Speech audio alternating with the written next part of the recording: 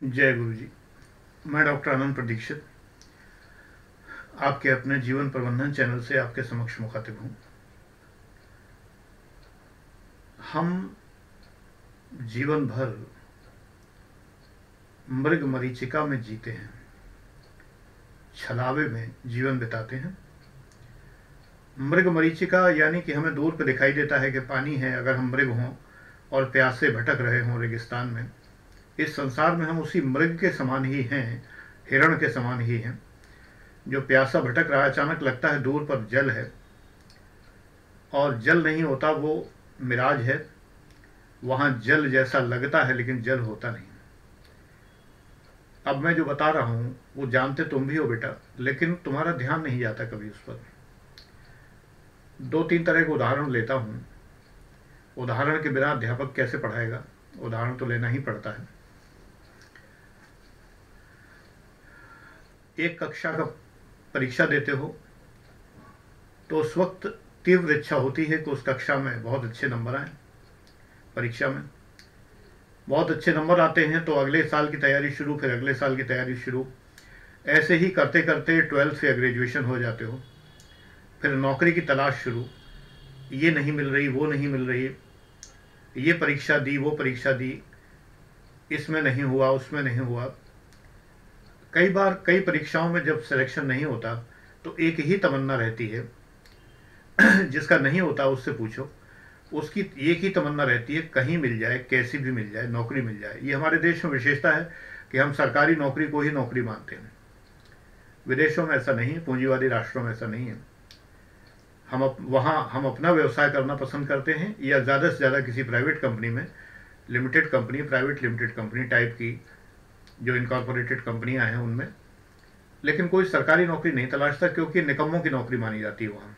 ये माना जाता है कि जो निकृष्टतम नौकरी है वो सरकारी नौकरी है। Exactly this is the case. America में सिविल सर्विस को ये माना जाता है कि जब कुछ नहीं मिला तो सिविल सर्विस में आए। हमारे यहाँ जब सब कुछ मिला तो सिविल सर्विस में आए।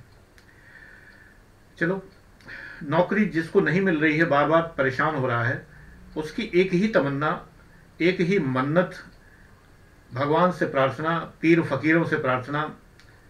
तब उस समय पीर फकीरों पे भी हुआते हैं, अजमेर शरीफ की दरगाह में भी हुआते हैं, और अलीगढ़ में पुल के नीचे उतर के दरगाह शरीफ वहाँ भी हुआते हैं जाके।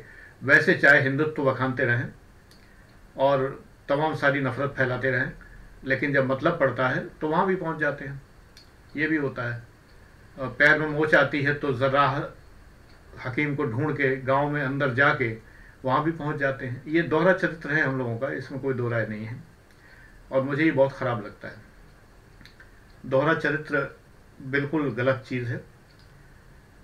एनीवे, बीच में मैंने उपदेश दे दिया थोड़ा सा ये धर्मनिरपेक्षता का।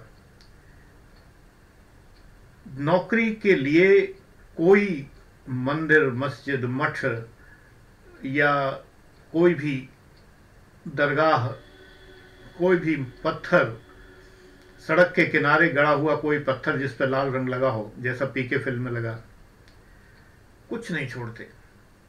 प्रसाद बड़े बड़े चढ़ाने की भगवान को लालच। ये सब किस लिए? उस नौकरी के लिए जो नहीं मिली।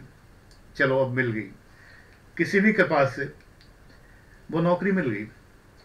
अब मृग मरीचिका का पता लगता है।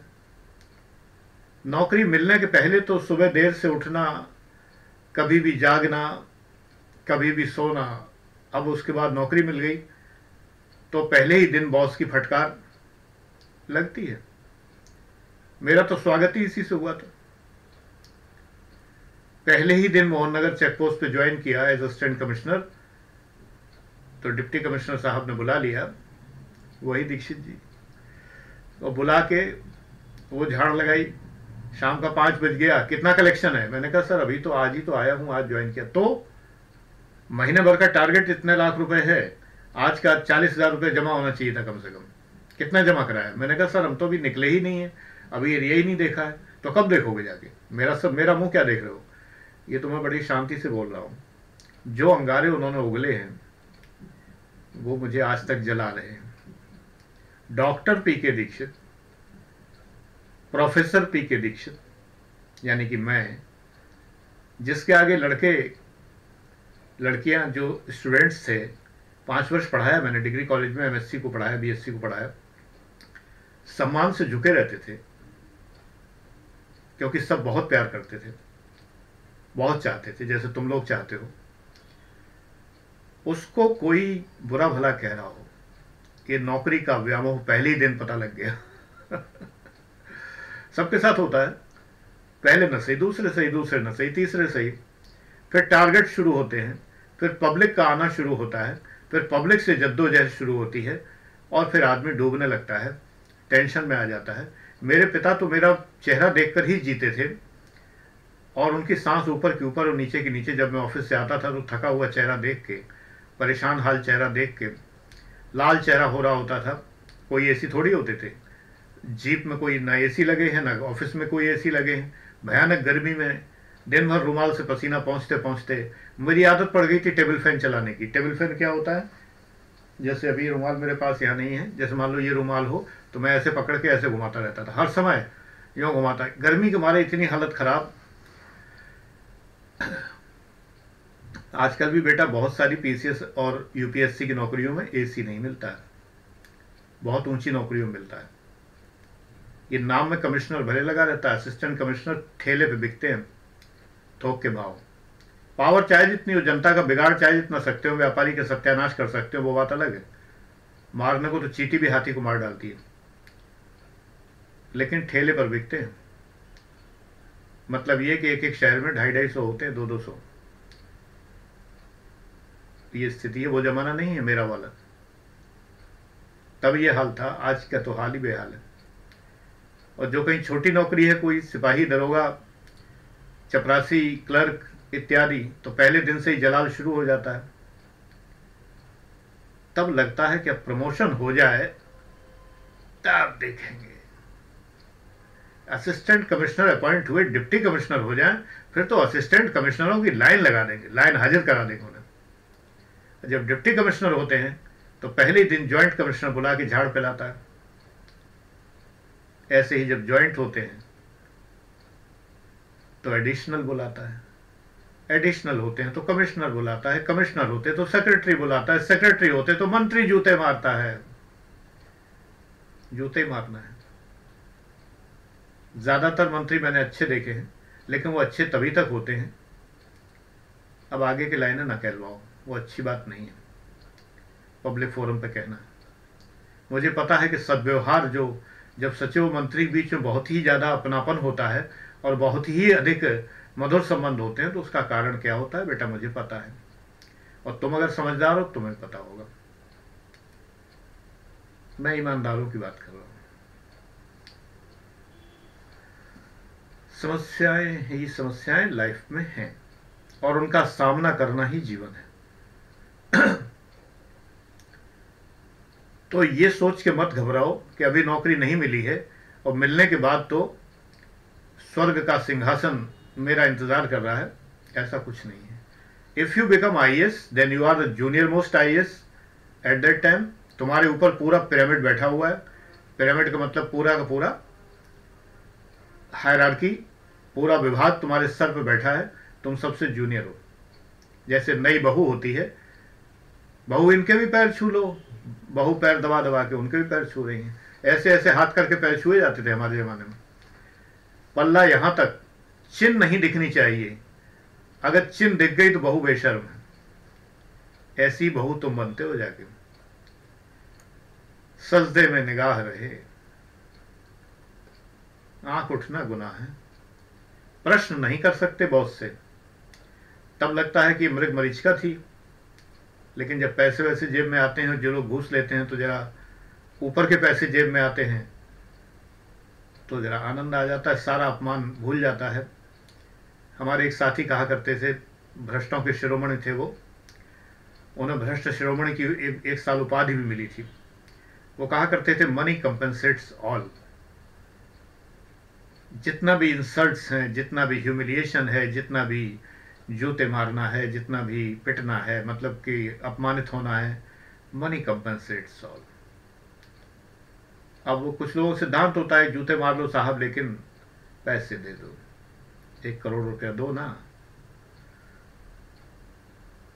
वो वाली बात। तो उन्हें पैसा चाहिए। चलो पैसे की बात करते हैं। जब पैसा नहीं मिलता है जिस समय, तो लगता है पैसा मिले, जेबें भरी रहें, कितना आनंद आएगा। फिर वो पैसा कमाने में आदमी ऐसा लगता है कि पूरे जीवन भर पैसा कमाता रहता है, दूसरों के लिए कमाता रहता है। उपभोग करने वाले दूसरे होते हैं। उसे समझ में ही नहीं आता कि वो क्यों कमा रहा है। क्योंकि जिस समय बीमार पड़ता है, वृद्धावस्था में आके, भगवान न करे युवावस्था में ही पड़ जाते हैं बहुत से लोग, तो जब वृद्धावस्था में बीमार पड़ता है आके, तब लगता है कोई अपना नहीं है। बाल बच्चों के पास टाइम नहीं होता, अधेड़ हो गए होते हैं, वे अपनी नौकरियों में, व्यापार में बिजी होते हैं, नाती पोते बड़े हो गए होते हैं, उनका कोर्स का बोझ उनके ऊपर होता है। अकेला जन अरण्य में रुदन करता हुआ मनुष्य। काजी नजरुल इस्लाम ने एक कविता लिखी है इस पर, बंगाली में है, मानुषेर जन अरण्य, मनुष्यों के जंगल में, ऐसी कुछ कविता है। एक वृद्ध का चित्रण किया है। सोनी आंखों से अपना पास्ट देखता है कि मैंने क्या पाया। कस्में वादे प्यार वफा सब बातें हैं, बातों का क्या, कोई किसी का नहीं ये दुनिया, नाते हैं नातों का क्या, कोई साथ नहीं देता। मुझे एक बड़ी आनंददायक बात याद आ रही है। मैं इन चीजों का मजा लेता हूं क्योंकि मुझे जीवन की सच्चाई काफी हद तक पता है।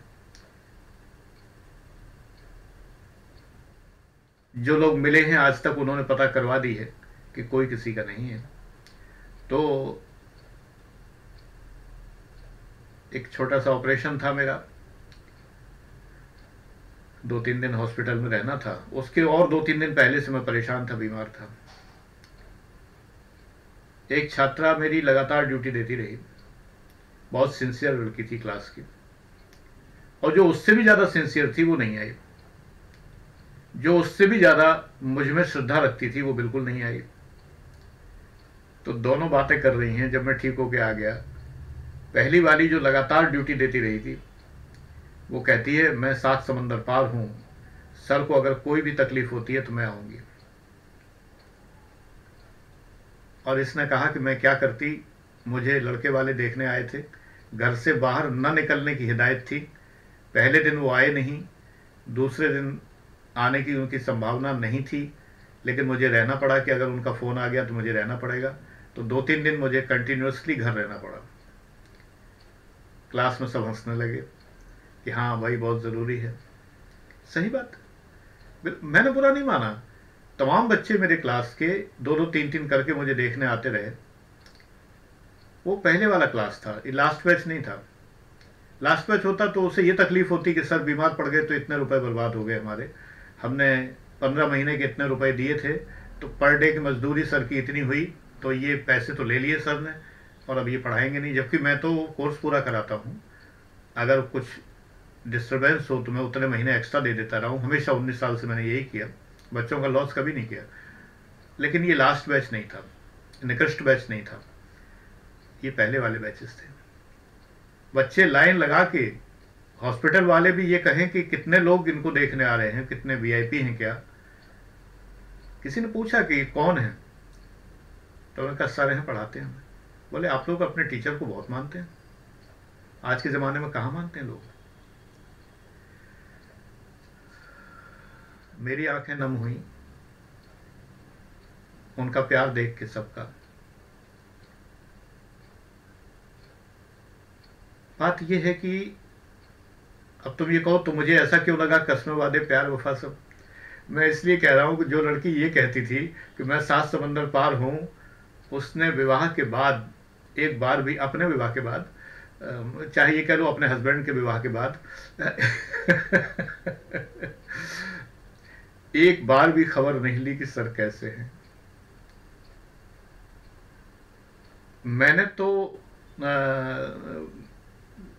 स्टूडेंट्स के प्रति संन्यास बाद में लिया। 2015 की मेरी 60वीं वर्षगांठ पर मैंने कहा कि मैं किसी से नहीं मिलूंगा, ना किसी को फ़ोन, मैं करता भी नहीं, मैं किसी को फ़ोन नहीं करता। मेरा नियम है, मैं हर एक की पर्सनल लाइफ है, मेरे फ़ोन से कहीं किसी को कोई डिस्टर्बेंस हो मैं नहीं चाहता। उनकी इच्छा हो वो कर लेते हैं और वो बुरा नहीं मानते अगर मैं उठा ना पाऊँ। अब कल मैं जानता हूँ कि एक होली का दिन था, मेरी बहुत प्रिय शिष्या ज्योति गुर्जर का फ़ोन आ रहा था, तो मैं नहीं अटेंड कर पाया। अब मैं आज देखूंगा, बात करके देखूंगा कि याद कर लो तो अच्छा लगता है, ना कर लो तो बुरा नहीं लगता। बस इतनी बात है। आधी अधूरी स्टेज में हूं, जब बात करने पर भी अच्छा न लगे। आज भी जुबैर का फोन आता है, होली पे विशेष आई, अच्छा लगता है। लेकिन सुख दुखे समय कृत्वा लाभालाभो जया जेव तो तब हो, जब आ जाए तो भी कोई फर्क ना पड़े, ना आए तो मुझे फर्क नहीं पड़ता, अभी भी नहीं पड़ता। ऐसा नहीं कि मैं उन लोगों से कोई दूर हो गया हूं, वे हर समय मेरे हृदय में हैं। मेरे सारे स्टूडेंट्स इंक्लूडिंग लास्ट बैच के 2-4 बच्चे, ये सारे लोग मेरे हृदय में हैं, हमेशा मुझे याद है। लेकिन मैं ये अपेक्षा नहीं करता कि वो मुझे कॉल करेंगे, मेरे पास टाइम भी नहीं है। तो हम मृग मरीचिका में रहते हैं, हम समझते हैं कितना अपना है ये। और ये बात जो मैं कह रहा हूं, ये ताना नहीं दे रहा हूं उस बच्ची को जो कहती थी कि मैं चाहे 7 समंदर पार हूं उसको ताना नहीं दे रहा हूं। मैं जानता हूं घर गृहस्थी में व्यस्त होकर अगर कोई लड़की अपने किसी सर को याद करती है तो कम से कम भारतीय पतियों के समाज में पति लोग उसको कोई बहुत अच्छी निगाह से नहीं देखते। क्यों याद कर रही हो, क्या बात है, सर से क्या मतलब, क्या तुम अब IAS का एग्जाम दे रही हो, और अगर दे भी रही है तो सर तो पढ़ा चुके, क्या फीस नहीं दी थी, क्या कुछ रह गए पैसे, क्या बात है, क्यों फोन करती हो, 1000 क्वेश्चंस। मैं बच्चों से हमेशा कहता हूँ, लड़कियों से खास करके, लड़के तो खैर वैसे भी नहीं करते थे फोन ऑन कभी भी, लड़कियों से विशेष करके, कि अपने नए जीवन में अपने लिए समस्याएं मत बो, बीज मत बो समस्याओं के। ना सर की प्रशंसा करिए आप, किसी भी सर की, मैडम हो कोई बात नहीं है, किसी भी सर की कोई प्रशंसा मत कीजिए, किसी भी सर की। यह भी कहना गुनाह है कि वो बहुत अच्छा पढ़ाते थे। हस्बैंड को ठीक उसी क्षण से जैसे ही किसी पर पुरुष का नाम लिया, उसको खटकना शुरू हो जाता है, फिर वो सुनना नहीं चाहता। चाहे अगला सेंटेंस भले ही वो लड़की बोलती है बिल्कुल बच्चों की तरह प्यार करते थे, वो अरे हो तो कहने की बातें होती हैं, सबको ही ऐसे ही बोलता है। और भूल के भी कभी जीजा की तारीफ तो करनी ही नहीं है। ये ऐसा प्राणी है तुम्हारे पति के लिए कि जो पहला शत्रु है, क्योंकि वो तुम्हारी लाइफ में उसके पहले से, और उसका उस पर कोई बस नहीं है, और ऊपर से रिश्ता हंसी मजाक का, और ऊपर से साली को आधी घर वाली भी कहते हैं। कसमसा के रह जाता है हस्बैंड जब जीजा की बात करती है लड़की। मैं बेटियों से हमेशा कहता हूं कि बेटा जीजाओं की बात मत करो। ऐसे ही टीचर का भी एक बहुत खराब रोल हो गया है, क्योंकि टीचर्स ने भी अपना डिग्निटी गिराई है, मजबूरी है। तो वो लड़का उन टीचर्स को भी जानता है जिनके संबंध उसकी शिष्याओं से रहा करते थे, गलत संबंध, तो वो अपनी पत्नी को अपने टीचर की तारीफ करते हुए नहीं देख सकता, करना भी नहीं चाहिए। तो बेटा एक बात कहूंगा कि बहुत सारे संबंध दुनिया में तात्कालिक होते हैं, उन्हें तात्कालिक ही रहना देना चाहिए। इंस्टेंटेनियस होते हैं, क्षणिक होते हैं। जिस क्षण हम जी रहे हैं, मान लो तुम ऑटो में बैठे हो, किसी सवारी से अगल बगल बैठे वाले से तुम्हारी बातचीत शुरू हो गई, उतनी देर की बातचीत है। अब तुम्हारी आदत अगर ये मेरा फोन नंबर ये, तुम्हारा ये, आगे बात शुरू हो गई, गलत कर रहे हो। जितनी देर के लिए जिन्नी बीती चंगी बीती, उतना ही ठीक है। हम उस क्षण को जिए, भरपूर जिए, बाद में याद करें लेकिन दुखी ना हो, खुश हो के याद करें। तुम लोगों को याद होगा, मैंने एक लड़के को काउंसलिंग के लिए कहा था, काफ़ी दिनों उसकी चर्चा चली थी यूट्यूब पर, जिसकी गर्लफ्रेंड ने उसको धोखा दे दिया था। मतलब धोखा क्या दे दिया था, वो तो बाकायदा दे रही थी पहले से, उसके कई बॉयफ्रेंड थे और इसको पता नहीं था। तो मैंने उससे क्या कहा, मैंने उससे यही कहा कि when she was with you, तो तुम्हें उससे कभी कोई शिकायत हुई कि नहीं सर वो तो बहुत प्यार करती थी मुझे, रोने लगती थी, आंखों में आंसू रहते थे जब मैं उसको प्यार करता था, तो बहुत ही इमोशनल होती थी, मैं और क्या चाहिए। The time she was giving to you, that was a perfect lovable time and you always enjoyed it, so that go to that past, cherish the moments, remain in the memory lane, down the memory lane, enjoy it and come out। क्योंकि अभी तुम संन्यास्त भाव में तो नहीं आए हो, बच्चे हो, अभी युवा हो, संन्यास्त भाव में तो नहीं आए हो। संन्यास्त भाव में आते आते आदमी को बड़ी ही उम्र लग जाती है, मैं खुद नहीं पहुंच पाया हूं। मोह के धागे बांधते हैं, क्रोध भी आता है, घृणा भी होती है, ईर्ष्या नहीं होती, वो बचपन से नहीं होती। तो कई बार हम लोग मरीचिकाओं में रहते हैं, मिराज में रहते हैं, हमें लगता है कि ये ऐसा है, लेकिन वो वैसा होता नहीं है। तो मैंने ये तो सीख लिया है कि मैं मोमेंट्स को अच्छे से याद करता हूं, मैं किसी को ये ताना नहीं देता। आज सुबह जल्दी आंख खुल गई तो जो फ़ोन मेरे हाथ में था, उस फ़ोन में क्लास के फ़ोटोज़ थे, मैं देखने लगा, पुरानी यादें ताज़ा होने लगी, बड़ा अच्छा लगा। मैं मुस्कुराता रहा, पत्नी चाय देने आई, बोली बड़े खुश हो रहे हैं। मैंने कहा कुछ क्लास की वीडियो देख रहे थे। तो बोली बंद क्यों कर दिया फिर, जब इतना ही पसंद करते थे। मैंने कहा बस मन आया, बंद कर दिया, बंद कर दिया। हाँ, कुछ लोग जरूर अपने ऊपर श्रेय ले रहे होंगे कि मैंने उनकी वजह से बंद कर दिया और बड़े खुश होंगे, चलो बड़ा अच्छी बात है। कुछ लोग सोचते होंगे कि उन्होंने मुझे इतना तंग किया कि मैंने क्लास ही बंद कर दिया। क्लास में आ गए थे ना कुछ लोग ऐसे, ये तो मेरे मन की मौज है। मैंने सोचा था 60 साल की उम्र पे ही बंद कर दूंगा, रिटायरमेंट की उम्र 60 साल होती है, चलो 60 पे नहीं सही, 63 पे बंद किया, 62 पे किया। ये मेरे मन की मौज है। तो मेरे मन की मौज मुझे मृग मरीचिका से बचाती है। मैं दूर नहीं देखता कि वहां पर पानी है, मैं अपनी प्यास में खुश हूं। मेरा सेंटेंस याद रखिए और हो सके तो अपना लीजिए। मैं अपनी प्यास में आनंद लेता हूं। Others can feel that I am deprived of something, but I enjoy this situation. अगर मैं डिप्राइव्ड भी हूं दूसरों की निगाह में किसी बात के लिए, then I enjoy this situation. मुझे अच्छा लगता है कि चलो कोई चीज है जो मेरे पास नहीं है और बहुत से लोगों के पास है, तो मुझे क्या फर्क पड़ता है। मैं उस चीज के बिना अपनी आदत डाल लूंगा।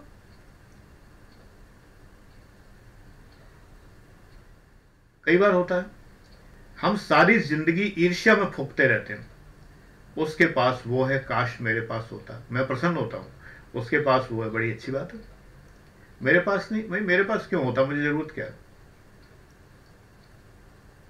I don't need it. एक छोटी सी चीज बड़ी प्रसन्नता दे सकती है और एक बड़ी सी चीज बड़ी तकलीफ दे सकती है, बड़ी समस्याएं पैदा कर सकती है। जैसे जब धन आता है तो उसका मैनेजमेंट, धन का मैनेजमेंट आसान नहीं है। जिन लोगों के पास है वो सबसे ज्यादा परेशान पैसे को ठिकाने लगाने में रहते हैं। पैसा है कि रुकता ही नहीं आना और उन्हें समझ में नहीं आता कि क्या करें। टैक्स चोर है एक तो, क्योंकि अगर टैक्स कायदे से दे दें, चलो आधा पैसा चला जाएगा टैक्स में, ही सही है। 30% इनकम टैक्स और जीएसटी मिला जुला के आधा पैसा तो चला ही जाता है। और भी कोई टैक्स देने हो तो और भी चला जाता है 60-70%, CA का खर्चा वर्चा मिला के। लेकिन वो देना नहीं चाहते, तो तनाव किस बात का है? टैक्स की चोरी कैसे करें। अगर दे दे, फक्कड़ मस्ती में अपना रहो, जो सरकार का नियम है वो नियम है, मानो, क्या दिक्कत है।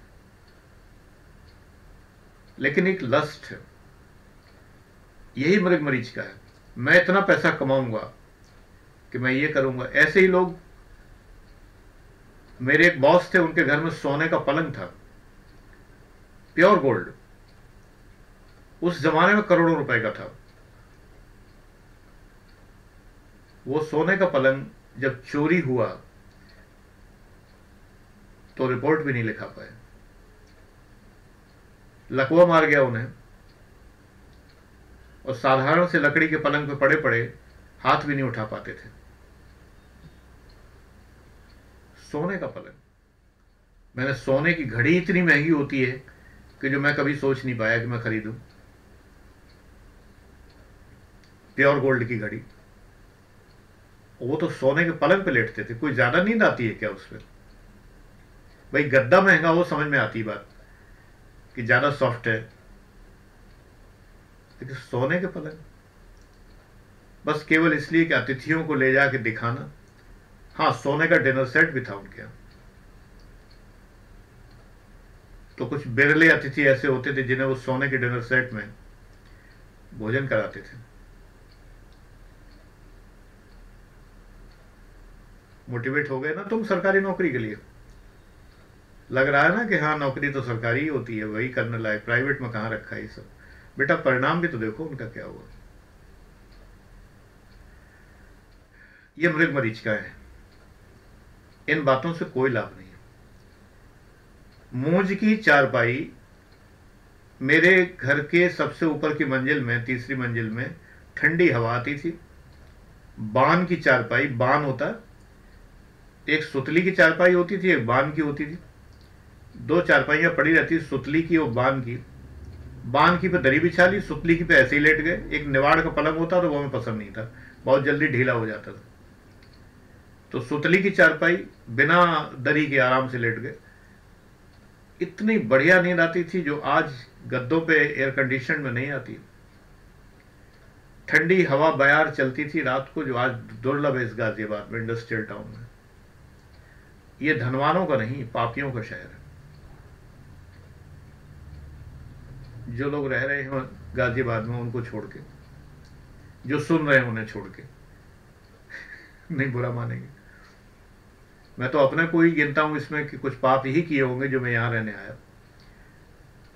नहीं, मेरी इच्छा तो इलाहाबाद रहने की थी। मानुस हो तो वही रसखान, बसों ब्रज गोकुल गांव की डारन। मन तो यही था कि बिल्कुल अगर जीवन कटे तो इलाहाबाद में कटे। नहीं हो पाया, जमीन बहुत महंगी थी, नहीं खरीद पाया।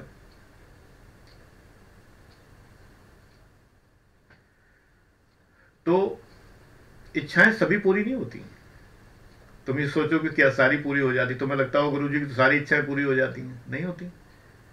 मन था इलाहाबाद में रहने का। कंपैरेटिवली गाजियाबाद और इलाहाबाद में मकानों की कीमत में 3 गुना का फर्क था।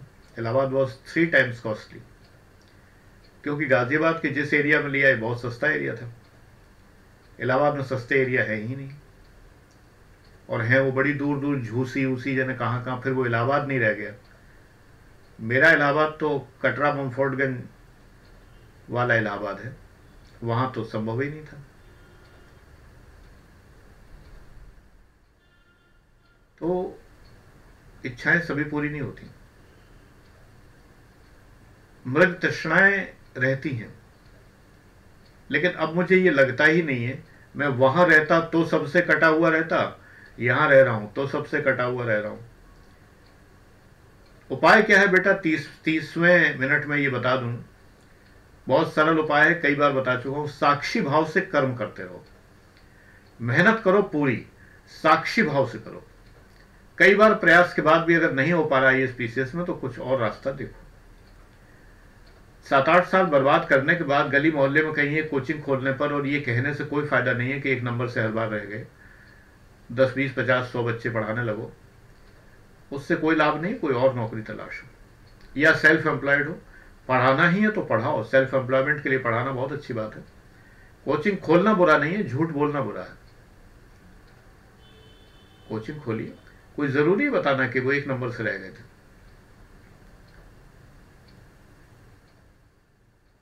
मूर्खों को मूर्ख बनाने से कोई लाभ नहीं है। तो इसलिए मृग मरीचिकाओं मत रहिए, साक्षी भाव से कर्म करिए, एकदम ये सोच के कि अगर परिणाम मिल रहा है तो ठीक, नहीं मिल रहा तो ईश्वर ने मेरे लिए कुछ बेहतर रखा होगा। मेरा भाभा एटॉमिक रिसर्च सेंटर में नहीं हुआ, सिलेक्शन नहीं हुआ, डिफेंस मिनिस्ट्री में साइंटिस्ट बी पर नहीं हुआ, तो ईश्वर ने मेरे लिए पीसीएस रखा हुआ था। तो यही सोचो कि जो भी रखा है ठीक रखा है। Thank you very much, God bless you. मां शुभरांगिनी तुम्हारी रक्षा करे और तुम्हें सही रास्ता दिखाएं। आत्मवत् सर्वभूतेषु, आज की बात याद रखना, जैसे तुम अपने लिए सोचते हो वैसा ही सबके लिए सोचो। Thank you.